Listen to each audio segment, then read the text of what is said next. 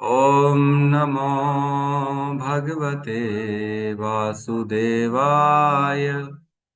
ॐ नमो भगवते वासुदेवाय। ॐ नमो भगवते वासुदेवाय। यः स्वानुभावम् अखिलं श्रुतिसारमेकम् आध्यात्मदीपम् अतितीर्षितां तमोऽन्धम् संसारिणां करुणयः पुराणगुह्यम् तं व्याससूनम् उपयामि गुरुं मुनीनाम्। नारायणं नमस्कृत्य नरं चैव नरोत्तमं देवीं सरस्वतीं व्यासं ततो जयमुदीरये। श्रवणतां स्वकथा कृष्ण पुण्यश्रवण कीर्तिना हृदयन्तस्थो हि अभद्राणि विदुनोति सुहृत् सताम्। नष्टप्रायेषु अभद्रेषु नित्यं भागवत सेवया भगवती उत्तम श्लोके भक्तिर्भवति नैष्ठिकी। श्रवणतः श्रद्धया नित्यं गृणतश्च स्वचेष्टितं कालेन नातिदीर्घेण भगवान् विशते हृदि। कृष्णाय वासुदेवाय देवकी नंदनाय च नंदगोपकुमाराय गोविन्दाय नमो नमः। नमः पंकजनाभाय नमः पंकजमालिने नमः पंकजनेत्राय नमस्ते पंकजांग्रिये। जय श्री कृष्ण चैतन्य प्रभु नित्यानंद श्री अद्वैत गदाधर श्रीवासादि गौर भक्त वृंद। हरे कृष्णा कृष्णा कृष्णा हरे हरे, हरे राम राम राम हरे हरे। हरे कृष्णा कृष्णा कृष्णा हरे हरे, हरे राम राम राम हरे हरे। हरे कृष्णा कृष्णा कृष्णा हरे हरे, हरे राम राम राम हरे हरे। हरे कृष्णा। सभी का स्वागत है प्रातःकालीन श्रीमद् भागवतम के सत्र में। और हम जो है वर्तमान में दूसरे स्कंद के तीसरे अध्याय के 17, 18, 19 श्लोकों को देख लिया हमने। 17 में बहुत ही इंपॉर्टेंट श्लोक है आयुर्हर्ति वै पुंसाम, जिसमें बताते हैं सूर्य रोज उदय हो रहा है और अस्त हो रहा है और इसके साथ ही सबकी आयु को क्षीण कर रहा है, लेकिन उनकी आयु को क्षीण नहीं कर पा रहा जिन्होंने अपना समय जो है भगवान की वार्ता में लगाया है। ऐसे क्षणों को सूर्य देव नहीं छीन सकता। तो इसके बाद कह रहे हैं, 2 श्लोकों में बताया कि जो व्यक्ति भगवान की वार्ता में अपने जीवन को लगाता है एक्चुअल में वही जीता है, बाकी अन्य तो केवल जीते हैं। अन्य तो केवल जीते मात्र हैं। वो जी रहे हैं, सांसें ले रहे हैं, जैसे धौकनी सांस ले रही है। जी कैसे रहे, लंबी आयु कैसी है, वृक्षों के जैसे लंबी आयु है और पशुओं के जैसे खा रहे हैं और मैथुन कर रहे हैं। यद्यपि वो मनुष्य नहीं है पर पशु तुल्य है, वो मनुष्यों के रूप में कौन है, पशु है। तो ऐसे जीवन का क्या अर्थ जो भगवान को समर्पित ना हो। फिर कल हमने 18वें नंबर श्लोक में पढ़ा था, बहुत सुंदर। उसमें कहते हैं कि 4 प्रकार के जो पशु होते हैं, कुत्ते, ऊंट, गधे और सुअर, ये 4 प्रकार के जो पशु होते हैं, ये ऐसे मनुष्यों मनुष्य के रूप में जो पशु हैं ऐसे लोगों की स्तुति करते हैं। जानवर मनुष्य की स्तुति करते हैं कि वाह वाह, आपके अंदर तो हम सब का टैलेंट घुसा हुआ है। आप तो कुत्तों जैसे रह रहे हो, गधों जैसे रह रहे हो, ऊंट जैसे रह रहे हो और सुअर जैसे रह रहे हो। क्यों? क्योंकि आपने अपने जीवन को भगवान के प्रति लगाया ही नहीं। आपने कभी भगवान के बारे में न सुना, न बोला, न स्मरण किया। तो आपका जीवन क्या है, हमारे जैसा पशुओं से भी गया बीता है। जो भगवान की जो है भगवान के प्रति सचेत नहीं होते हैं, उनका जीवन इन चारों से भी गया गुजरा है। ठीक है, तो बहुत सुंदर श्लोक में कल हमने वर्णन किया था। आज हम श्लोक क्रमांक 20 में प्रवेश करेंगे।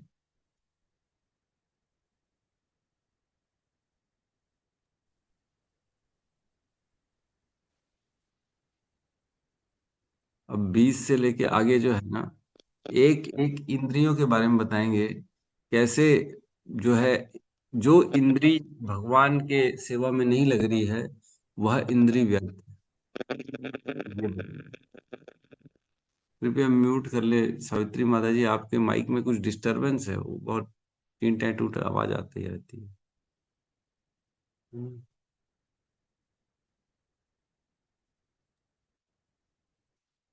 श्लोक क्रमांक 20, अध्याय 3, स्कंद 2, शुद्ध भक्ति में सेवा, हृदय परिवर्तन।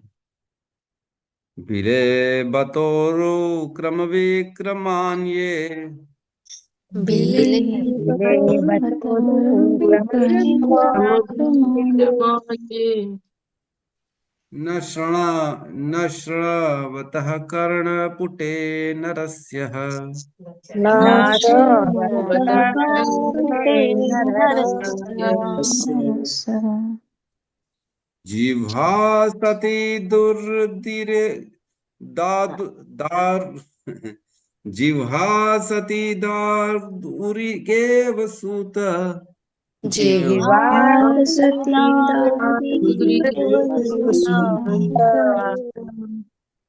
न चोपगा न चोपगायत्युरुगाय गाथा। न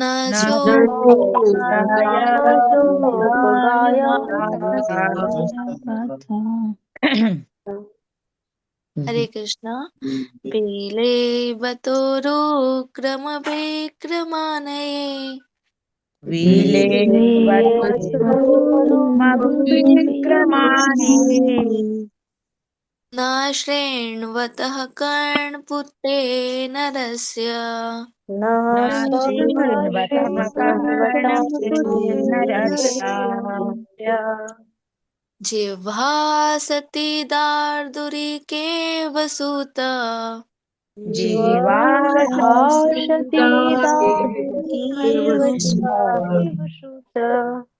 नाचोपगायत्य उरुगाय गाथा।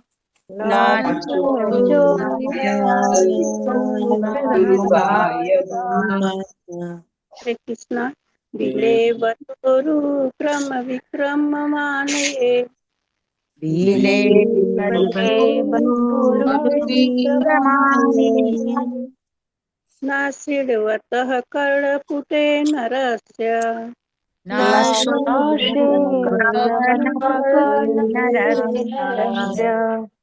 जिह्वा सती दादुर्केव सुत।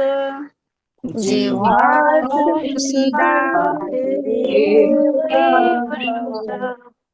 न च उपगायत्य उरुगाय गाथा।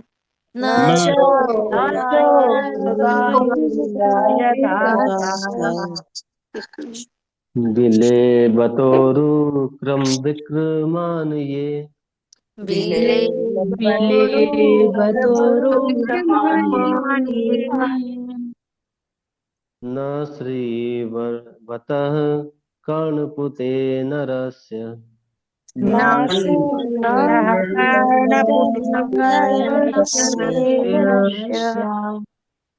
जीवा सती दादुरिकेव सूता। जिह्वा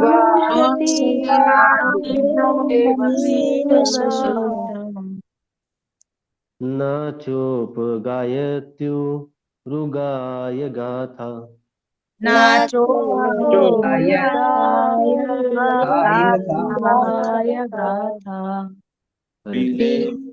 गुरुक्रमा विक्रमानये बिले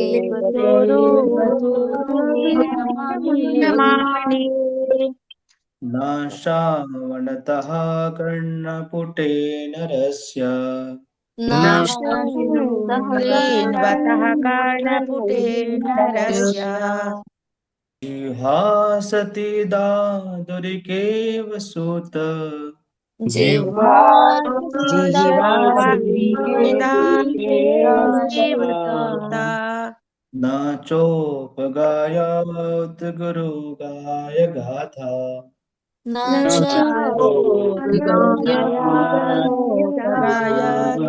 गाय गाता। अनुवाद।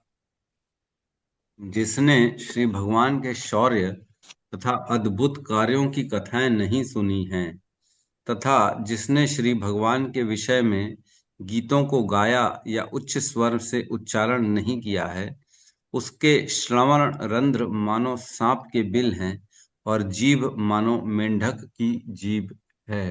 ओम ज्ञान तिमिरन्धस्य ज्ञानांजन शलाकया चक्षुरुन्मीलितं येन तस्मै श्री गुरुवे नमः। श्री चैतन्य मनोभीष्टं स्थापितं येन भूतले स्वयं रूपः कदा मह्यं ददाति स्वपदान्तिकम्। वन्देऽहं श्रीगुरु श्रीयुतपदकमलं श्रीगुरून् वैष्णवांश्च श्रीरूपं साग्रजातं सहगण रघुनाथान्वितं तं सजीवं साद्वैतं सावधूतं परिजनसहितं कृष्ण चैतन्य देवं श्री राधा कृष्ण पादान् सहगण ललिता श्री विशाखान्वितांश्च। हे कृष्ण करुणा सिंधु दीनबंधु जगतपते गोपेश गोपिका कांता राधा कांत नमस्तुते। तप्त कंचन गौरांगी राधे वृंदावनेश्वरी वृषभानुसुते देवी प्रणमामि हरिप्रिय। वाञ्छाकल्पतरोभश्च कृपा सिन्धुभ्य एव च पतितानां पावनेभ्यो वैष्णवेभ्यो नमो नमः। नमो विष्णुपादाय कृष्णपृष्ठाय भूतले श्रीमते भक्तिवेदांत स्वामीति नामिने। नमस्ते सरस्वती देवे गौरवाणी प्रचारिणे निर्विशेष शून्यवादी पाश्चात्य देशतारिणे। जय श्री कृष्ण चैतन्य प्रभु नित्यानंद श्री अद्वैत गदाधर श्रीवासादि गौर भक्तवृंद। हरे कृष्णा कृष्णा कृष्णा हरे हरे, हरे राम राम राम हरे कृष्णा। तो यहाँ पे पिछले 2 श्लोकों में बताया कि वह व्यक्ति जो भगवान से विमुख है उसका जीवन ही व्यर्थ है ना, उसका जीवन बेकार है, उसका जीवन पशुओं से भी घटिया है। पशु तक उसकी स्तुति करते हैं जो भगवान के विमुख है, भगवान के प्रति जो है वो समर्पित नहीं है। बताया उन्होंने वो तो खाली जीता है, जैसे वृक्ष जीते हैं ना वैसे केवल जीता है, लंबी आयु। क्या मतलब? व्यर्थ की आयु है। जैसे धौंकनी सांस लेती है वैसे सांस लेता है, धौंकनी क्या काम करती है और कोई काम नहीं करती। पशुओं के जैसे खा रहा है, पी रहा है, मैथुन कर रहा है, और वो मनुष्य नहीं है। अब यहां से 5 श्लोकों में हर इंद्रिय की वर्णन करेंगे कि वह इंद्रिय जो भगवान की सेवा में नहीं लगी वो तो पूरी तरह से व्यर्थ है। पहले पूरा जीवन मनुष्य का वही व्यर्थ है। अब एक एक इंद्रिय पे आ रहे हैं कि एक एक इंद्रिय जो भगवान से विमुख है, जो भगवान के कार्यों में समर्पित नहीं है, उसका कंपैरिजन कर रहे हैं किस प्रकार वो व्यर्थ है। यहां कह रहे हैं बिले बतो उरुक्रम विक्रमान। ये बिले बतो सांप के बिल के समान, बिले बतो उपमा दी जा रही है, सांप के बिल के समान है। क्या सांप के बिल के समान है? उरुक्रम विक्रमान ये है जो भगवान उरुक्रम, उरुक्रम मीन्स अद्भुत कर्म करने वाले भगवान उरुक्रम। जनरली उरुक्रम वामन भगवान को कहा जाता है क्योंकि उन्होंने अद्भुत कार्य कर दिया है ना। छोटे से थे लेकिन उन्होंने 3 पग में पूरा ब्रह्मांड को नाप दिया। 2 पग में ही नाप दिया, 3 पग में क्या नापा। तीसरा पग तो उन्होंने जो है बलि के सर पे रख दिया।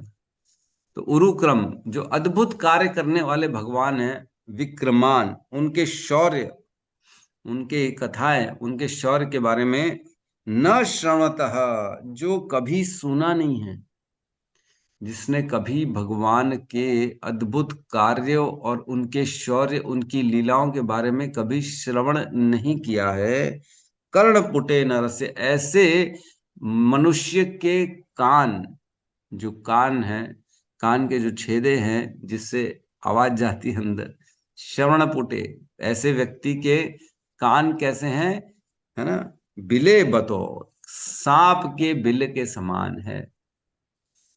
क्या कंपैरिजन चल रहा है। वह व्यक्ति के कान जिसने भगवान का कभी श्रवण नहीं किया है, उसके कान सांप की तरह है, सांप के बिल के समान है, जिसके अंदर सांप रहता है, विषैले सांप रहते हैं। अगर हम भगवान के नाम यश लीला को सुनेंगे तो ये भगवान के नाम का स्वभाव है, प्रभाव है कि हमें वो शुद्ध कर देगा, है ना। श्रवणताम स्वकथा कृष्ण पुण्य श्रवण कीर्तना हृदय अंतस्तो ही अभद्राणी विदुनोति सुहृत सताम। जैसे ही हम भगवान के नाम का, भगवान की कथाओं का श्रवण करते हैं, तत्क्षण हमारे हृदय से सारे अभद्र नष्ट होना चालू हो जाते। तो जहां भगवान का नाम कथा आएंगी वहां कोई भी विष तो हो ही नहीं सकता। लेकिन जहां भगवान का नाम और कथाएं नहीं होंगी, जहां केवल सांसारिक कथाएं होंगी, ऑब्वियसली जब भगवान का नहीं सुन रहा है तो सांसारिक सुनेगा, भोग ईर्ष्या राग द्वेष की बातें करेगा, अच्छा बुरा, है ना, द्वंद मोह हानि लो लाभ, इन सब की चर्चा करेगा व्यक्ति। और इन सब से क्या आना है, हृदय में केवल और केवल जलन पैदा होती है। सांसारिक इच्छाएं हमारे हृदय में जलन पैदा करती हैं, लेकिन आध्यात्मिक इच्छाएं हमारे हृदय में शांति पैदा करती हैं। ये भेद है। कभी भी कोई ऐसा लग रहा है ना कि ये इच्छा भौतिक है कि आध्यात्मिक है, तो ये देखना चाहिए, अगर हृदय में जलन उत्पन्न हो रही है तो ये भौतिक इच्छा है ना।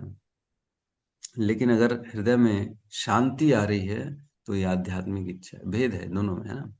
तो यहाँ कह रहे हैं जहां भगवान का नाम का प्रवेश नहीं होगा तो ऑब्वियसली वहां जो है जलन होगी, वहां विष ही विष होगा। तो विष जहां होता है वो सांप का घर है, सांप रहता है वहां पे। क्या कंपैरिजन दे रहे हैं, नहीं। और आगे कहते हैं जिह्वास असति दार दार दुर इव दारदुरिवेक सूतः, दारदुरिकेव सूतः। जिह्वा सती, जिसकी जिह्वा जो है असती, असती, असती मीन्स वह नारी जिसका पति नहीं होता। एक तो सती व्रता होती है, एक सती जो कहते हैं ना, जो सती जो पति के प्रति परायण है, और एक असती जो पति के प्रति निष्ठावान नहीं है, व्याभिचारिणी नारी है, जो बगैर पति के है, जो किसी के साथ भी चली जाती है, वह असती की बात चल रही है। तो जीवा कैसी है, जीवा उसकी असती, असती है, जो कुछ भी बोल लेती है, जो एक निष्ठ नहीं है। वो कैसी है, दारुर दिरे केव सूत, वो मेंढक के समान है। नचो उपगायत्य उरुगाय गाथा। क्यों क्यों है, क्योंकि ऐसी जीवा ने कभी भी उरुगाय, उरुगाय मीन्स वह भगवान जिसका यश विभिन्न तरीके से गाया जाता है। उरुगाय जो भयंकर यशस्वी हैं, जो अति विचित्र हैं, उनका यश सभी लोग गाते हैं। उरुगाय गाथा, ऐसे भगवान का उस जीवा ने कभी गाथा नहीं गाया, इसलिए वह जीवा क्या है, वो मेंढक के टर टर के समान। दो इंद्रियों का कंपैरिजन चला है, जीवा का और कानों का। जीवा से हम बोलते हैं, कानों से सुनते हैं। अगर भगवान के बारे में नहीं बोला है कभी भी, तो वह जीवा कैसी है, वो मेंढक के टर टर के समान है। और जिस कानों ने कभी भी भगवान का कोई कथा नाम सुना नहीं है, वह कान सर्प के बिल के समान है, कोई यूज ही नहीं है कि नहीं। मेंढक टर टर करता है और सांप को आकर्षित करता है। मेंढक बोलता है तभी सांप को पता पड़ जाता है मेरा भोजन कहाँ पे है, और सांप जाके दबोच लेता है मेंढक को। मेंढक जैसे टर टर किया, सांप ने जो है महाप्रसादे गोविंदे बोलना चालू कर दिया। अरे महाप्रसाद मिल गया मेरे, अब तो मेरा पेट भर जाएगा। तो एक्चुअली में मेंढक टर टर करके अपना ही विनाश कर रहा है।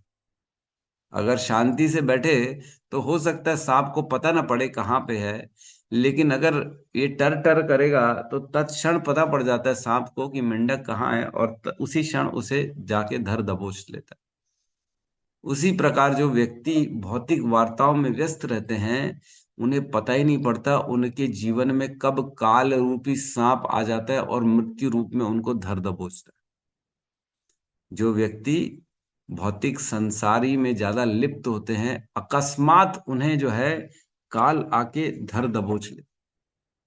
हमने एक श्लोक में पढ़ा था 1.13.17, 1.13.17, उसमें विदुर द्वारा धृतराष्ट्र को उपदेश है ना, उसमें बताया है एवं गृहेषु सत्तानाम प्रमक्तानाम तदीहया अत्यर्क अत्यक्रमाद विज्ञातः कालः परम दुस्तरः। जो मनुष्य घरेलू विषयों में अत्यधिक लिप्त रहते हैं और उन्हीं के विचारों में मग्न रहते हैं, उन्हें दुस्तर सनातन काल अनजाने ही धर दबोचता है। जो केवल गृहेषु गृह मेदिना, जो केवल घर में अपने इंद्रिय तृप्ति में व्यस्त रहते हैं, ऐसे व्यक्ति को अचानक ही काल धर दबोचता है, पता ही नहीं पड़ता, उसकी मृत्यु हो जाती, क्योंकि उसने समय नहीं दिया, अपने विचार ही नहीं किया, है कि नहीं। लेकिन जो व्यक्ति भक्त है ना, वह हर क्षण भगवान का जो स्मरण कर रहा है, और वह अपने जीवन जीते जीते मृत्यु की तैयारी कर रहा है। तो मृत्यु की जब तैयारी ऑलरेडी किसी के पास कर रखा होगा, और उसके पास अगर मृत्यु आ जाए, तो अचानक तो नहीं करेंगे ना। अचानक तो तभी करेगा जब कोई किसी की तैयारी नहीं किया हो। अरे मैंने तो तैयारी नहीं करी, ये अचानक ठंड कैसे आ गई, मैंने तो स्वेटर ही नहीं खरीदा, मैंने तो कैप नहीं खरीदी, मेरे को तो ठंड लग रही क्योंकि मैंने ठंड की तैयारी नहीं करी थी, ये अचानक कैसे आ गई। जब जिसकी तैयारी नहीं करेंगे, तो जब भी उसका आने का समय होगा, वो आएगा और हमको क्या लगेगा, अरे हमने तो इसकी तैयारी नहीं करी है, अचानक कैसे आ गई। और लेकिन अगर पहले से ही हमने सब तैयारी कर रखी है, कैप खरीद रखा है, स्वेटर जैकेट खरीद रखा है, तो तैयारी तो पहले से ही है, मालूम था ना आने वाली है, इसीलिए तो तैयारी करी थी। तैयारी कर रखी है तो घबराने की कोई बात ही नहीं, आ गया तो निकालो पहन लो, डरना किस बात का। उसी प्रकार जो जीवन भर मृत्यु की तैयारी करके रखता है, भगवान की शरण में जाता है, जो भगवान का नाम जप करता है, उसे मालूम है ये काल दुस्तर है, ये कभी भी आ सकता है, और काल बड़ा तकलीफ देयक रहता है, इसलिए मैं पहले से ही भगवान का नाम लूं और उस तकलीफ से बच जाऊं, है कि नहीं? भक्त कभी भी मृत्यु से नहीं डरता। डरता है क्या? प्रतिक्रिया न यस्य है कुतश्चित कर ही चित प्रभु स एष भगवान काल सर्वेशाम न समागता। ये तो सबके पास आना ही है। ये कौन है? ये तो भगवान है। स एष भगवान काल, ये तो स्वयं भगवान है, तो इससे डरना किस बात का। प्रतिक्रिया न यस्य, इसकी क्या प्रतिक्रिया करेंगे हम? कोई लड़ सकता है इससे मृत्यु से? नहीं। कोई शक्ति, कोई व्यक्ति इसको जो है आगे पीछे कर सकता है क्या? नहीं कर सकता। तो यहाँ कह रहे हैं, जिसने श्रवण रंध्र मानो सांप के बिले, जिसने अपने कानों का उपयोग भगवान की कथाओं में किया है, जिसने अपनी जीवा का उपयोग भगवान की कथा में किया है, वह जीते जी जो है अपनी तैयारी कर ली। हमने पिछले अध्याय का अंत, लास्ट वाला श्लोक पढ़ा था, बहुत सुंदर। उसमें कहते हैं, पिबन्ति ते भागवतः आत्मनः सताम कथामृतम कर्णपुटेषु संभृतम् पुनन्ति ते विषय विदूषिताशयम् व्रजन्ति तच्चरण सरोरुहान्तिकम्। बहुत सुंदर श्लोक था जिसमें कहते हैं, पिबन्ति ते भागवत आत्मनः सताम, वो पीते हैं भागवत की कथा को, पीते हैं कैसे? कानों में भर भर के पीते हैं, है ना। कथामृतम श्रवण पुटेशु समृतम, वो कथा अमृत के समान जो कथाएं हैं उसको भर भर के, श्रवण पुटेशु, ये कानों के बिलों को, ये कान के बिल नहीं, सांप के बिल जो है, जो भगवान के बारे में नहीं सुनता उसके सांप के बिल हो गए, और जो भगवान के बारे में सुनते हैं वो तो अमृत की धारा पी रहे हैं, अमृत जा रहा है उनकी इस श्रवण पुटेशु समृतम, भर भर के पीते हैं। और क्या करें? पुनन्ति ते विषयो विदूषिताशयम, वो अपने जीवन में कभी भी भ्रमित नहीं होते हैं विषय वस्तु के प्रति, वह एक निष्ठ हो जाते हैं, और ये जीवन, ये भौतिक आकांक्षाएं, ये भौतिक इंद्रिय तृप्ति उसे अपने पथ से इधर उधर नहीं कर सकती। और वो क्या करते हैं? व्रजंती चत चरण सरोरुहांतिकम, वो क्या प्राप्त करते हैं? भगवान के चरणों को प्राप्त करते हैं। व्रजंती थे, और वहां जाते उस स्थान, भगवत धाम चले जाते हैं भगवान के चरणों में। तो एक मेंढक को किसी ने टर टर करते करते देखा है, वो पूरा ना इधर से पूरा फुला फुला के टर टर, ऐसा उसका मुंह बड़ा जो है ना ऐसा फूलता है, फिर टर टर टर करता है। भौतिक व्यक्ति, जो संसारी व्यक्ति हैं, वो भी चिल्ला चिल्ला के जो है, नेताजी लोग भाषण देते हैं और लोग जो है आंदोलन करते, नशे फुला फुला के बोलते हैं, अरे हमें ये चाहिए, अरे ये हमें ये चाहिए, इतना जोर जोर से वो अपनी मांगों को मांग रहे हैं। और जो नेताजी वोट मांग रहे हैं, और विरोध कर रहे हैं, हमें इसको नहीं चाहिए, हमें ये चाहिए, हमें वो दे दो, हमें ये दे दो। लोग फाड़ फाड़ के, गला फाड़ फाड़ के केवल भौतिक चीजें मांग रहे हैं। ऐसे मेंढक के समान, जो मेंढक है वो भी टर टर करता है तो गला पूरा उसका फाड़ता है, वो एकदम भर भर के बोलता है। तो वैसे ही ये भौतिक लोग भी अपने नसें फाड़ फाड़ के भौतिक चीजें बोलते हैं, और ऐसी चीजें बोलने से अचानक ही उनके जीवन में काल का दुस्तर आ जाता है और मृत्यु को प्राप्त हो जाता है। मैं अक्सर दुकान जाता हूँ, मेरी शॉप है मालवीय रोड में। तो मैं अक्सर ना रास्ते पर एक आदमी को देखता हूँ, कोई एक आदमी है, वो पैदल चलता है, दाढ़ी और वो धोती कुर्ता पहनता है और कांग्रेस का झंडा लेके पैदल चलता है। किसी ने देखा होगा पता नहीं, अक्सर दिखता है। पूरा जीवन उसने जो है ना वो कांग्रेस के झंडे को उठाने में लगा दिया, पैदल चलता रहता। मैं सोचता हूँ बेचारा देखो कितना भटका हुआ है। यही अगर वह कार्य भगवान के प्रति करे तो ये उसका जीवन मुक्त मुक्त स उच्यते, वो ये कार्य करते करते जीवन मुक्त हो जाएगा, उसका रहते रहते जीवन की मुक्ति प्राप्त कर लेगा। लेकिन केवल पॉलिटिक्स में फंसा हुआ है, तो इसी चक्कर में यह इसका दोबारा संसार में आना पड़ेगा और ये कर्म बंधन चलेगा और ये पाप पुण्य के चक्कर में फंसा रहे। जो व्यक्ति भगवान के प्रति श्रवण नहीं करते हैं, वह भौतिक वार्ताओं का श्रवण करते हैं, जिससे उनकी इंद्रिय तृप्ति और जिज्ञासा बढ़ती है और कर्म के बंधन में फंसते हैं।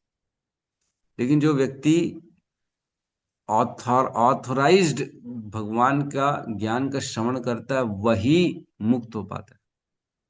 आजकल टीवी चैनल में बहुत सारे कृष्ण का कथाएं आ रही हैं, राधा कृष्ण ये वो अलग अलग टाइप के गाने आ रहे हैं।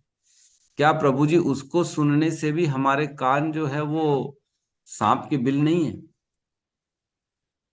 देखो, श्रवण कहाँ से करना है? संप्रदाय से प्रमाणिक तरीके से श्रवण करने का महत्व है, अदरवाइज उसका महत्व नहीं है।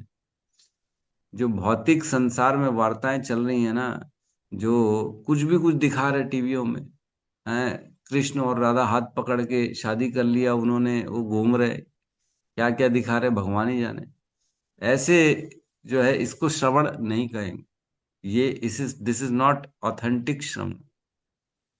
श्रवण टीवी मोबाइल यूट्यूब से नहीं हो सकता। श्रवण केवल संप्रदाय से हो सकता है, और श्रवण केवल गुरु और आचार्य के माध्यम से हो सकता है, जिसने अपने गुरु से इसको सुना है, समझा है, उसी से हमको श्रवण करना है। ना कि किसी से भी सुन लिए तो अरे प्रभु जी हमने तो सुना है कृष्ण के बारे में। अरे तुमको कुछ मालूम ही नहीं तुमने क्या सुना है, वो कृष्ण के बारे में थोड़ी सुना है। तुमने वो कहानी कथा सुन ली किसी की भी, भौतिक वार्ताएं कर ली तुमने, कोई आध्यात्मिक वार्ता नहीं करी। तो श्रवण तभी माना जाएगा जब वह संप्रदाय में किया उसने, और श्रवण तभी माना जाएगा जब वो श्रद्धा से सुन रहा है। ये भी इंपॉर्टेंट है। श्रद्धा से सुनेगा तभी श्रवण माना जाएगा। मैं बोल रहा हूं और आप तो लेटे पड़े हैं, बढ़िया खराटे चल रहे हैं, है ना, तो फिर क्या मानेंगे? श्रवण मानेंगे? नहीं माने। ये श्रवण थोड़ी, ये तो औपचारिकता है, केवल अटेंडेंस लगाना है और कुछ नहीं। प्रभु जी नाराज हो जाएंगे ना, इसलिए हम चले जाते हैं उनको दिखाने के लिए।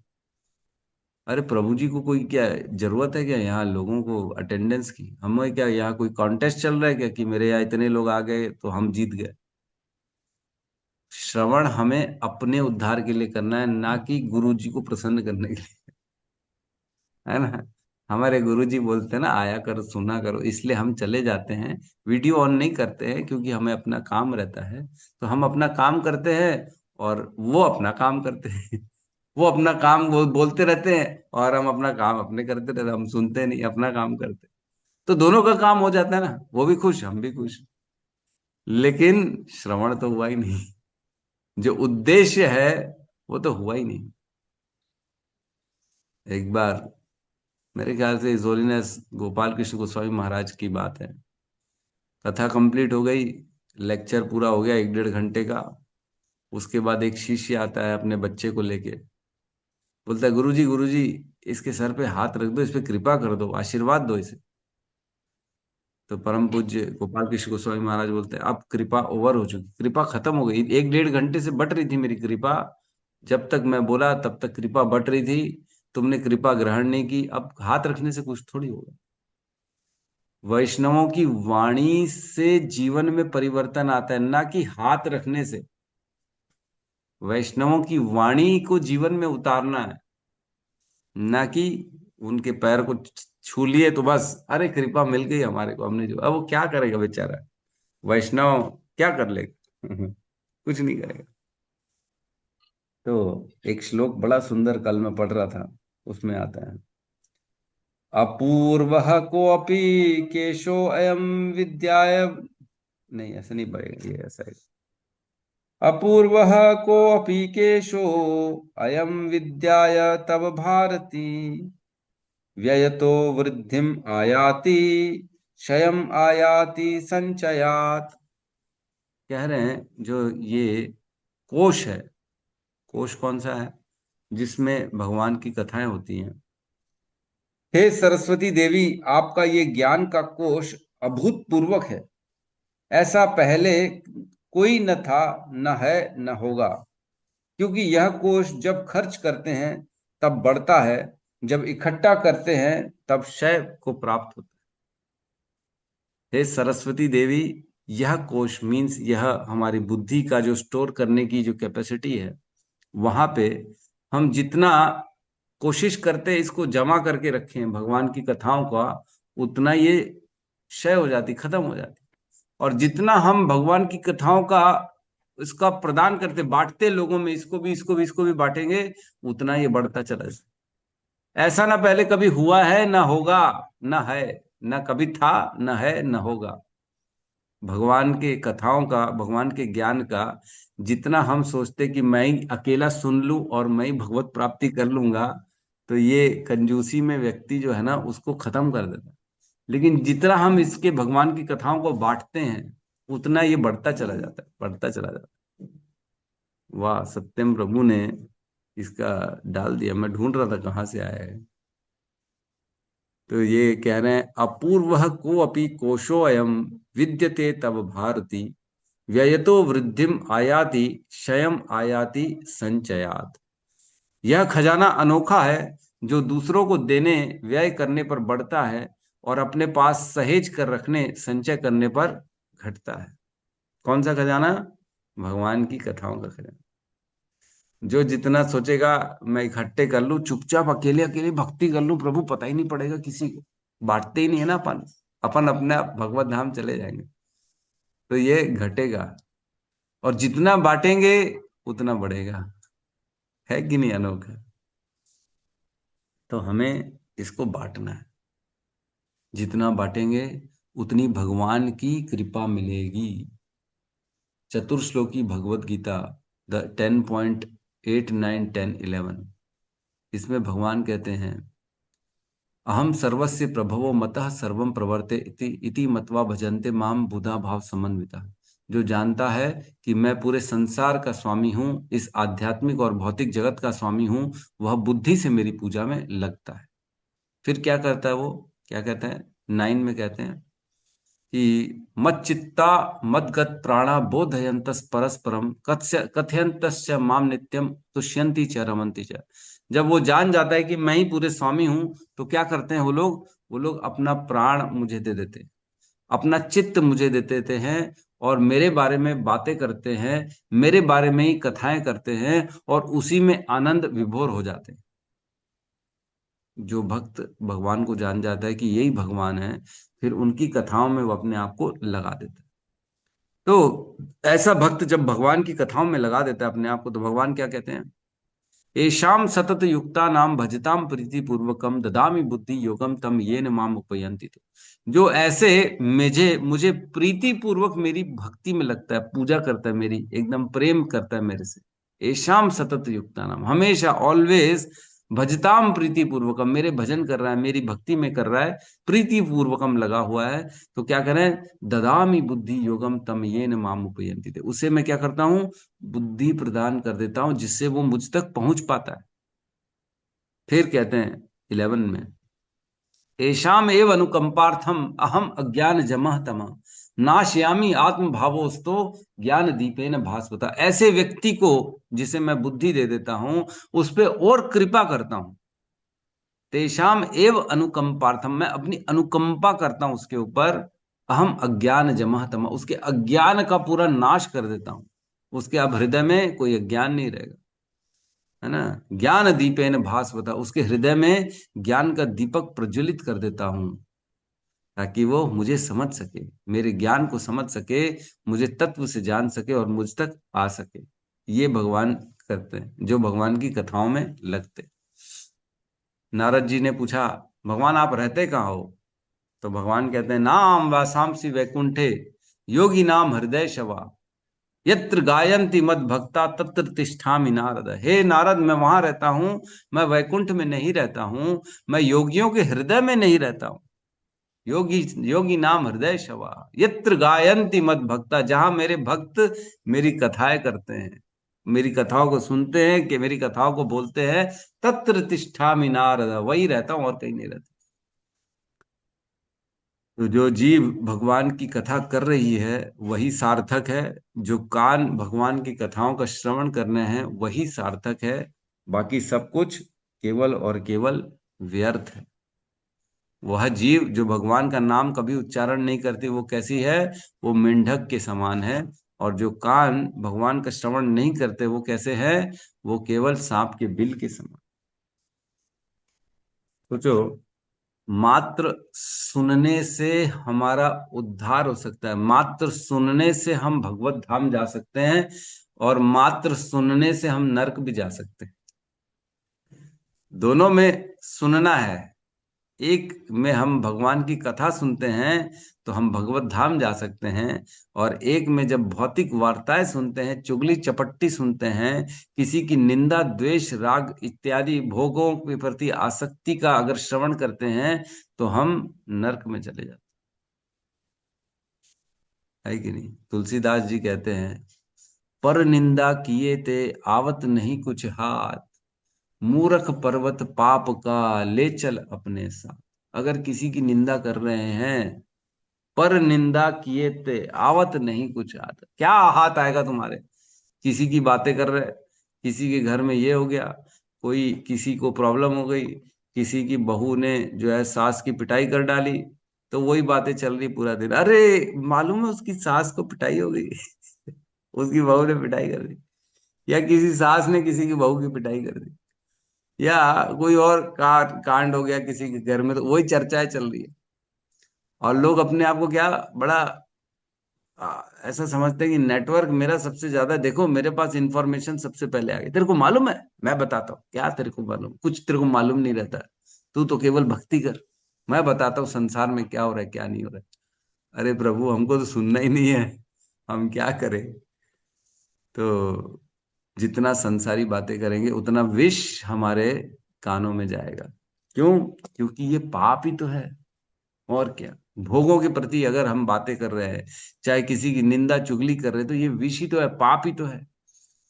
और जितना पाप हम अपने कानों में डालेंगे, उतना विषैला सांप रहेगा इसके अंदर, उतना विषैला, और अंदर ही अंदर हमें डसेगा, और डस के क्या करेगा? हमको नरक लोकों में लेके जाएगा। और जितना भगवान के कथाओं को सुनेंगे, उतना अमृत, कथा अमृतम श्रवण पुटेशु समृतम, ये कम अमृत के समान है, जिसको हम कानों में भर भर के पीते हैं। इसको पीने से क्या होगा? पुनंति ते विषय विदूषिताशय, ये विषयों के खेलों से परे हो जाएगा वो। ये चाहिए वो चाहिए, हट, नहीं चाहिए। और क्या करेगा? व्रजंति तत् चरण सरोरुहांतिगम, कहाँ जाएगा? भगवान के चरणों में प्राप्त। तो केवल सुनने मात्र से उद्धार भी है, केवल सुनने मात्र से अधम गति भी। चॉइस इज योर्स, डिसीजन आपका है। क्या सुनना है, बस चॉइस क्या करना है, सुनना क्या, इसी में बस हमारा चॉइस है। अगर कोई व्यर्थ की वार्ता कर रहा है, तो हमें उससे कहना चाहिए, क्या प्रभु ये हमें जानना जरूरी है? क्या इस बात का मेरे से कोई रिलेशन है? अगर किसी की निंदा कर रहे हैं, क्या किसी की बात कर रहे हैं, तो हमको क्या करना चाहिए? क्या प्रभु ये जरूरी है अपन उसकी बात करें? क्या हमारे मतलब की है ये बात? तो बोले नहीं नहीं, मतलब की तो नहीं है। तो बोले क्यों करें फिर, छोड़ो। जितना भौतिक वार्ताओं से दूर रहेंगे, उतना हम अपने चित्त को शुद्ध करेंगे। और जितना भगवान की वार्ता में रहेंगे उतना हम दिव्य भगवान के नाम का संग करेंगे, और जितना भगवान के नाम का संग करेंगे उतना हम जल्दी हम भगवान की भक्ति को प्राप्त करेंगे, है ना। यस्याम वैश्वर्य माना नाम कृष्ण परम पुरुष भक्तिर उत्पद्यते पुंसाम शोक मोह भयापा। जितना जितना हम भगवान की कथाओं का सुनते हैं उतना उतना हम शोक मोह भय से परे हो जाते हैं, उतना भक्तिर उत्पद्यते पुंसाम, उतनी भक्ति हमारे अंदर बढ़ती चली जाती है। ठीक है, तो किसी का कोई प्रश्न है तो हम ले सकते हैं।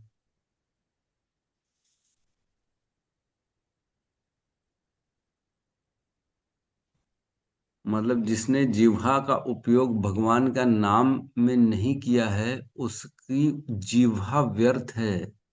जिसने अपने श्रवण इंद्रियां मतलब कानों का जो है उपयोग भगवान की कथाओं को सुनने में नहीं किया है उसकी श्रवण इंद्रियां बेकार है, व्यर्थ है, यूजलेस है।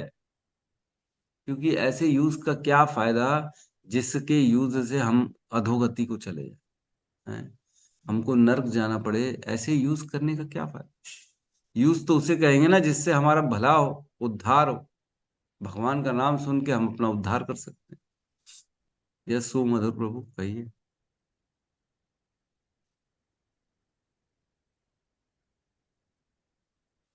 हरे कृष्णा सुमधुर। प्रभु जी, दंडवत प्रणाम। प्रणाम प्रभु। यस। हाँ, प्रभु जैसे हम लोग किसी के बारे में बोलते हैं, जैसे वो इंसान ऐसा है, वो इंसान वैसा है।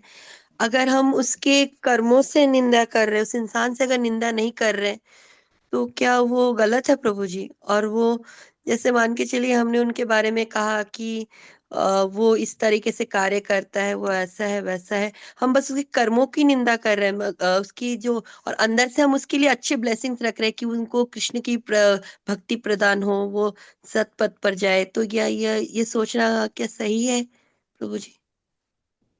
देखो, कर्म की बात करेंगे और व्यक्ति की बात नहीं करेंगे, ऐसा होगा क्या। जिसने कर्म किया है उसी की तो बात करेंगे। देखो उसने ये कर्म कर लिया, उसने ये कर्म कर, तो ऐसा नहीं कर सकते कि केवल कर्म की बात कर ली, व्यक्ति की नहीं की। ऐसा बहुत कम ही होगा, रेयर चांस है कि ऐसा हो। व्यक्ति की आइडेंटिटी तो आपको डिस्क्लोज करनी पड़ जाएगी, या कई बार ऐसा छुपा दे रहे नाम मत पूछो लेकिन ऐसा ऐसा हो गया, तो बताने का क्या वर्थ।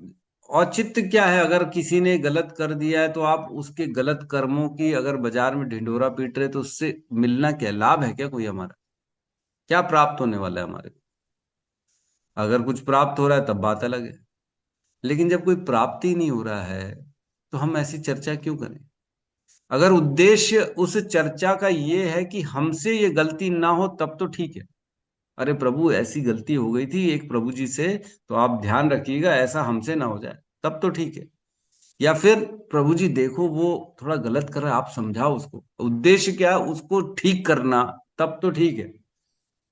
लेकिन केवल और केवल उसके कर्मों का प्रचार करना और केवल उसके गलत कार्यों का जो है ढिंढोरा पीटना, इसका कोई यूज नहीं है, ये यूजलेस है ना। उद्देश्य क्या है हृदय में, अगर उसको सुधारना चाहते हैं तो किसी सीनियर से बात कर सकते हैं, जो अथॉरिटी उसको बता सकते हैं कि प्रभु देखो ये ऐसा गलत काम कर रहा है, समझाओ आप, तब तो ठीक है। लेकिन केवल बात करने के लिए कोई मौका नहीं है, कोई और जगह नहीं है, कुछ और विषय नहीं मिल रहा है बात करने के लिए, तो किसी की गलत करो कर्मों का बात करना ये ठीक नहीं। हमें सचेत रहना चाहिए कि मैं क्या बोल रहा हूँ, क्या सुन रहा हूँ, क्या स्मरण कर रहा हूँ। क्योंकि जो जो सुनेंगे उसका स्मरण ऑटोमेटिकली बनता चला जाता है कि नहीं। चाउमीन आया कि नहीं स्मरण, क्या आया दिमाग में, तुरंत फोटो आ गई, तुरंत टेस्ट आ गया उसका, तुरंत आहा आहा वाह वाह वाह। बोलने मात्र से व्यक्ति के चिंतन पूरा का पूरा वही बन जाता है, पूरा का पूरा शेप भी आ जाएगा, टेस्ट भी आ जाएगा, खुशबू भी आ जाएगी, भूख भी लगेगी, मुंह में पानी भी आ जाएगा। बोलने मात्र से कितना असर करता है किसी का बोलना। अगर ऐसे ही हम किसी को बोल दे गधा है तो उसको तुरंत लगे अरे गधा बोल दिया 10 लोगों के बीच में, मेरी बेइज्जती कर डाला। तो जो वचन हम बोलते हैं उसका बहुत ज्यादा असर पड़ता है चित्त में। इसीलिए किसी के निंदा, किसी के गलत कर्मों का वचन ना बोलें, क्योंकि वो पता ही नहीं पड़ रहा है लेकिन वह असर करते जा रहा है। हम भी धीरे धीरे वैसे बनते चले जा रहे हैं। जिसकी जिसकी जो जो बात हम करते हैं, वह गुण हम अपने अंदर उतारते रहते हैं, धीरे धीरे हमको पता ही नहीं पड़ता। तो अननेसेसरी उद्देश्य सुधार का है तब ठीक है। उद्देश्य लोगों को सचेत करना है कि बच के रहो प्रभु, ये आदमी ठीक नहीं है, पहले भी मेरे पैसे खा चुका है ये, आप भी बच के रहना प्रभु, कहीं आपके पैसे न खा ले, तब तो ठीक है, ये उद्देश्य ठीक है। लेकिन प्रभु, बाजार में 50 लोगों के साथ इसने जो है ना बहुत गलत गलत बात करी है, आदमी ठीक नहीं है, ना आपको मालूम है, मैंने सुना है ऐसा, न मालूम है, न देखा है, न एक्सपीरियंस किया है, तो क्या मतलब ऐसी चीजें बोलने का। प्रभु आप देख लेना, मैं नहीं जानता, मेरे को पता नहीं कैसा आदमी है, ठीक है कि नहीं, आप पता कर लो, जो भी है, जो भी कहना है इस तरह से कह सकते हैं। ठीक है प्रभु। जी प्रभु जी, हरे कृष्णा। हरे कृष्ण।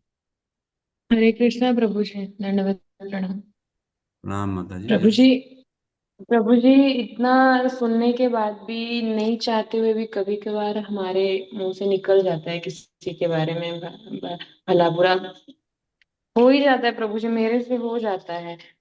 तो उस टाइम क्या सोचें कि ऐसे ना करें, और मतलब कैसे डाइवर्ट करें कि कुछ ना बोलें किसी के बारे में। क्या सोचना चाहिए कि इससे बच जाएं। देखो ऐसा है, बहुत इम्पोर्टेंट है ये समझना।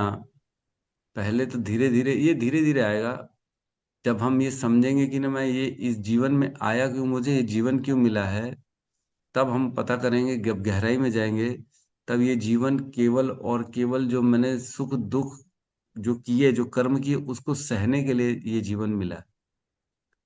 व्यक्ति को शरीर दिया जाता है ताकि वो पुराने कर्मों को इस जीवन में खत्म करे, जो पुण्य और पाप लेके आए उसको खत्म करे, और नए कर्म क्या बनाने हमारे को, नए कर्म केवल ऐसे बनाने हैं जो भक्तिमय कर्म हो।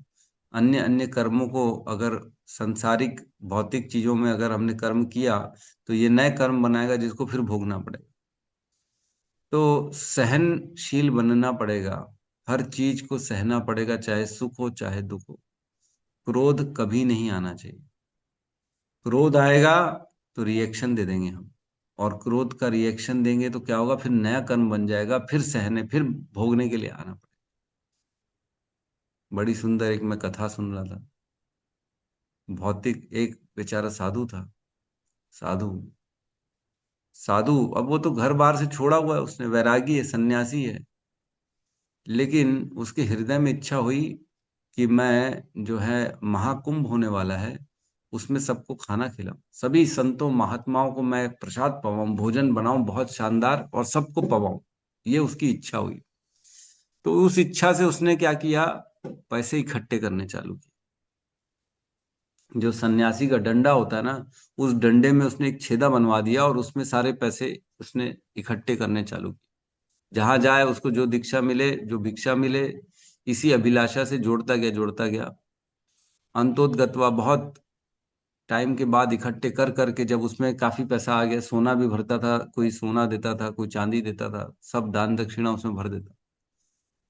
अंतोदगत्वा आ गया एक बार, कुंभ का टाइम, जा रहा था रास्ते में कुंभ के लिए, मन में बड़ा हृदय में इच्छा थी कि लोगों को मैं, सभी संतों को भंडारा कराऊंगा। तो रास्ते में रुका रात एक स्थान में, जहां रुका उसने उसकी अच्छी सेवा करी, संत महात्मा की सेवा की, और देखा कि संत का डंडे में ना एक छेदा है। तो रात को उसने संत जी का डंडा उठाया और उसमें से देखा तो बहुत सारे पैसे निकल गए। तो उसने पैसे निकाले और रख लिए अपने पास, और बाकी उसमें जो है ना पत्थर डाल के वापस रख दिया। संत जी अगले दिन सवेरे निकल पड़े, है ना, पहुंच गए प्रयागराज, वहां पे महाकुंभ चल रहा है, वहां पे ऑर्डर दे दिया, लाखों संतों का जो है खाना मेरी तरफ से। तो बोले क्या होगा, तो बोले मैं पैसा दूंगा, मेरे पास पैसा है। बोले आपके पास पैसा, इतने इतना लोगों का ऑर्डर दे रहे हो, आपके पास पैसा है? बोले हाँ मेरे पास है, आप बनाओ, तैयारी करो, सबको न्योता दे दिया, इनविटेशन दे दिया, और अगले दिन भंडारा रखा उसने बहुत बड़ा। तो अगले दिन भंडारे के पहले उसने बोला, भंडारे वाले ने व्यवस्था जिसने करी, बोले पैसे तो दो प्रभु, मैंने कर दी है सारी व्यवस्था, पैसे तो दो, हमारे को काम नहीं चल पाएगा। तो जैसे ही उसने डंडा खोला, देखा पत्थर ही पत्थर निकल गए। क्या गुजरेगी उसके हृदय में, अरे बाप रे, ये क्या हो गया मेरे साथ, अब मैं क्या करूंगा, क्या मुंह दिखाऊंगा लोगों को। फिर उसने दिव्य दृष्टि से देखा कि रात को तो सब चोरी कर लिया मेरा उसने। तो ऐसी अवस्था में बोले क्या करें, तो बड़ा क्रोध आया उसको, बहुत क्रोध आ गया, संत को क्रोध आ गया। और हृदय में वो पैसे जो उसने सभी संतों के जो भंडारे के लिए रखे थे, उसके प्रति उसकी स्मरण बनता चला गया कि अरे मेरा पैसा, मेरा पैसा, मेरे पास पैसा होता तो मैं सबका भंडारा करा लेता, यही मेरी इच्छा थी। लेकिन अब बेचारा क्या किया उसने, अपने आप को आत्महत्या कर ली। क्या मुंह दिखाएगा लोगों को? वहीं त्रिवेणी में जाके उसने आत्महत्या कर ली। क्रोध और ये आकांक्षा कि मेरा ये सपना पूरा नहीं हो पाया, तो मात्र ये इच्छा से उसको दोबारा आना पड़ गया। और जिस सेठ ने उसका पैसा चुराया था उसी का पुत्र बन के पैदा हुआ, और उसी के घर में वह बीमार रहता था, और बीमारी के कारण वह उसने पूरा उसका धन पूरा निकाल लिया। और अंतोदगतवा जब पूरा धन निर्धन हो गया वो व्यक्ति, पूरा अपने बच्चे के इलाज में पैसा खर्चा कर करके फिर अंतोदगतवा जब अंत काल आया, तब वो बोला मुझे प्रयागराज में जाके मेरे पिताजी वहीं पे मेरे को छोड़ो, अब मेरा कोई इलाज और कुछ नहीं है। तो पिता ने अपने पुत्र की इच्छा को पूर्ण करने के लिए उसको प्रयागराज लेके गया, और बोले प्रयागराज लेके गया तब बोला एक अंतिम इच्छा है, भंडारा करा दो सबका। तब पुत्र की इच्छा थी भंडारा करा दो, तो पिता ने आखिरी जो उसके पास कुछ पैसे बचे थे उससे भंडारा करा दिया। फिर बोला, अब उसके पुत्र ने बोला मेरा समय आ गया है, मैं वही संत हूं जिसके तुमने पैसे चोरी किए थे, आज मैं तुम्हारे को पूरा निर्धन करके जा रहा हूं, और मेरा जो कर्म का बंधन था वो कर्म का बंधन भी आज शून्य हो गया, अब मैं भगवत धाम जा रहा हूं। तो जितना हम, कहने का अर्थ है, क्रोध में चाहे आसक्ति में जितने नए कर्म बनाएंगे उतने कर्म का बंधन बनता चला जाएगा। तो ठंडे दिमाग से हमें सोचना है कि मेरे को सहन करूंगा या करूंगी तो ही कर्म खत्म होंगे। अगर अगर मैंने कुछ रिएक्शन दे दिया, नए कर्म बना दिए, तो दोबारा सहन करने के लिए, दोबारा उसको जीरो करने के लिए आना। तो ये सहन करना बहुत ज्यादा जरूरी है, चाहे कुछ भी हो, क्रोध हो, इच्छा द्वेष समुत्थान, इच्छा हो, राग हो, द्वेष हो, काम क्रोध लोभ मोह मद मात्सर्य, इस सबको खत्म करें। ये सब जड़ है नए कर्म बनाने की। सोचो, एक गलती और फिर से पूरा जीवन, जब इतनी हम विचार करेंगे ना, तो धीरे धीरे सहन करेंगे, और जैसे जैसे सहन करेंगे हम ये समझते चले जाएंगे ये तो मेरे कर्मों के कारण मेरे साथ हो रहा है ना, सुख दुख जो आ रहा है वो मेरे कर्मों के कारण है, ये तो मेरे को सहन करना ही पड़ेगा ना। और ऑप्शन क्या, आप ही ने तो किया ना किसी दिन, किसी न किसी के साथ, फिर क्रोध क्यों आ रहा है? जब हमने किया था तब भी तो सामने वाले ने सहा था, तो आज हमको भी सहना पड़ेगा। तो इस तरह से कुछ विचार ला के हम अपने कर्मों को शून्य में ला सकते हैं, अदरवाइज फिर परेशान होते चले जाएं। ठीक है माता जी। जी प्रभु जी, धन्यवाद। हरे कृष्ण प्रभु। ठीक है, तो बहुत बहुत धन्यवाद। प्रभु जी सादा प्रणाम। प्रभु जी आपने अभी कहा कि अपन किसी की बुराई सुनते हैं, कुछ ये प्रॉब्लम है, यदि घर में ही चल रही है और अपन घर में है, जब तक आमने सामने, तब तो वो अपने कान में ही जाती ना प्रभु जी, दूर हो नहीं जाए जाती, तब भी जाती। नहीं जाती, कान में नहीं जाती। जब तक हम उसमें ध्यान नहीं देते तब तक कान में नहीं जाती। हम कई बार देखते हैं, टीवी देखते हैं, लेकिन ध्यान कहीं और रहता है, तो टीवी में जो चलता है वो समझ में नहीं आता, सुनाई नहीं देता। कई बार देखते हैं हम लोगों के बीच में बैठे हैं, बातें कर रहे हैं, लेकिन हमारा ध्यान कहीं और है, तो वो लोग क्या बात कर रहे हैं उनको समझ में ही नहीं आता। उसी प्रकार जब घर में रहें, कोई किसी की वार्ता करे, तो अपना ध्यान कहाँ लगा दें? हरे कृष्ण महामंत्र में लगा। क्या सुनना चालू कर दे, हृदय में बोलना चालू कर दे, अंदर ही अंदर मन में हरे कृष्णा कृष्णा कृष्णा हरे हरे, हरे राम राम राम। इस प्रकार शांति से रहें और इग्नोर करें, ध्यान न दें उस पर, है ना। क्योंकि मन जब तक इंद्रिय के साथ नहीं रहेगा वह इंद्रिय कार्य नहीं करती। मन जिस इंद्रिय के साथ रहेगा वहीं पे वह इंद्रिय सक्रिय हो जाती है। मन अगर कान के साथ है तो सुनाई देगा, मन अगर आंखों के साथ है तो दिखाई देगा, लेकिन मन अगर कहीं और है तो सामने जो चीज है वो देख के भी हमें दिखती नहीं है। हरे कृष्ण प्रभु जी। प्रभु जी कल आप जो श्लोक समझाए थे ना कि अपन कोई कई भक्त उधर भगवान के धाम भी जा सकते हैं, कई स्वर्ग भी जा सकते हैं, तो जी अपन सेवा कर रहे थे इसमें अपन स्वर्ग जाएंगे तो अपन को तो याद ही नहीं रहेगा कि हमने कितनी भक्ति करी, फिर भौतिकतावादी में बन जाएंगे अपन तो। देखो भक्ति का कभी नाश नहीं होता है ना, हमने यही पढ़ा है। भगवान ने भगवत गीता में बताया है कि जो भी भक्ति में कार्य करता है उसका कभी नाश नहीं होता। बाकी ये है कि विस्मरण हो जाता है सब चीजों का, लेकिन जो भक्त होता है ऑटोमेटिकली पिछले जन्मों का स्मरण उसको आ जाता है। मैंने बताया था, अभी एग्जाम्पल भी दिया था, खंजूर में छोटा सा भक्त है, उसको 7-8 साल का, उसको मृदंगा इतना अच्छा बजाता है, उसने कभी बजाया ही नहीं, ऑटोमेटिकली बैठा और बजाना चालू कर। कहाँ से स्मरण आ गया उसको? तो भी पूर्व जन्मों के कर्म थे जो उसको स्मरण आ गया। कोई बच्चा पैदा होते साथ ही जो है वो शांत होता है, वो द्वेष नहीं करता, वो माला भगवान के मंदिर में जाना उसका इंटरेस्ट होगा। क्यों? क्योंकि उसने पिछले जन्मों में किया हुआ। तो याद नहीं रहता, लेकिन ऑटोमेटिकली वो स्वभाव बन के सामने आ जाता है ना। तो स्वभाव बन जाएगा, जो भक्ति करेगा उसको खुद ब खुद अगले जीवन में भक्तों का समूह मिलेगा और उसका स्वभाव रहेगा कि मैं भक्ति करूं, उसका इंटरेस्ट रहेगा। जी जी। हम्म। हरे कृष्ण प्रभु जी, सादा प्रणाम। प्रणाम माता जी, हरे कृष्णा। ठीक है, तो सभी का बहुत बहुत धन्यवाद। यहाँ सब मिलके हरे कृष्ण महामंत्र का उच्चारण करते हैं। हरे कृष्णा हरे हरे कृष्ण कृष्ण कृष्ण हरे हरे, हरे राम हरे राम राम हरे राम राम राम हरे हरे।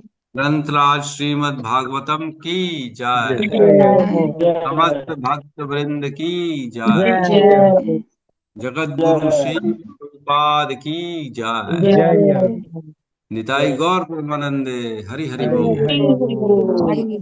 हरे कृष्ण प्रभु जी, हरे दंडवत कृष्णा प्रणाम, प्रभु सभी जी, भक्तों को दंडवत दंडवत प्रणाम। प्रणाम। हरे कृष्ण। प्रणाम। हरे कृष्णा सभी भक्तों को दंडवत प्रणाम। हरे कृष्ण।